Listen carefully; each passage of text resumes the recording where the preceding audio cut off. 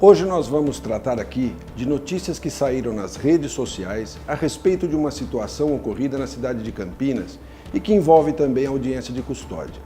Em primeiro lugar, é necessário ter consciência da gravidade do momento institucional, o que impõe aos agentes públicos de todos os poderes, ao menos os que guardam um mínimo de responsabilidade, a importância das instituições. Num vídeo que circulou, afirmou-se de maneira irresponsável que a audiência de custódia existe para soltar bandidos. E pior, afirmou-se que em 90% dos casos, os juízes soltam os custodiados.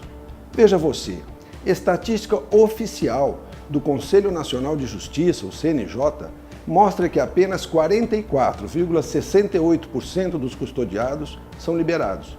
55,32% dos custodiados são presos preventivamente. Isso num total de 258.485 audiências de custódia realizadas no país. Portanto, bem diferente do que foi propositadamente afirmado com o claro propósito de tumultuar o ambiente. Há mais prisões preventivas do que concessões de liberdade no âmbito da audiência de custódia. A situação, porém, é ainda mais grave. O Poder Judiciário existe para garantir o cumprimento da lei, para proteger a cidadania e o respeito à dignidade das pessoas. Mas a lei não é feita pelos juízes, mas sim pelo parlamento, por deputados e pelos senadores. O juiz interpreta e aplica a lei que foi previamente elaborada. Em segundo lugar, não se questiona o importante e imprescindível trabalho das polícias na prevenção e combate aos crimes que assolam a sociedade.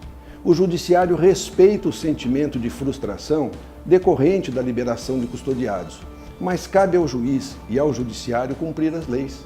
É muito importante que cada um compreenda e cumpra suas funções.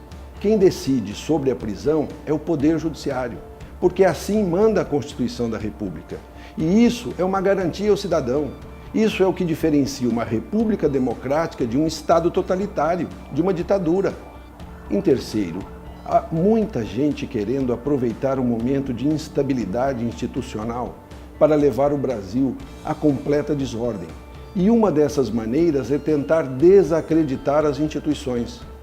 Por último, importante ainda considerar que as audiências de custódia foram implantadas no país por uma decisão do Conselho Nacional de Justiça, o CNJ, posteriormente confirmada pelo Supremo Tribunal Federal.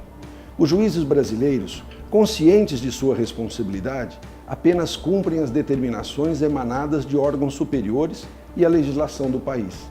A concessão de liberdade, quando ocorre, se dá pelo exame de situações concretas, com a presença de representante do Ministério Público e de defensor, e todas as decisões proferidas por um juiz podem ser submetidas a recurso. Desse modo, no combate ao crime, cada um tem seu papel bem definido pela Constituição. Cada um, portanto, tem de cumprir suas funções, no lugar de pretender impor aos demais seu ponto de vista. Por fim, é costume afirmar que a polícia prende e o juiz solta. Todavia, as estatísticas oficiais também mostram que isso não é verdadeiro. Há mais de 700 mil pessoas condenadas e cumprindo penas em presídios brasileiros. E há ainda mais de 200 mil mandados de prisão que até hoje não foram cumpridos. Quem mandou prender e expediu os mandados de prisão foram os juízes. Aguarda-se o cumprimento deles.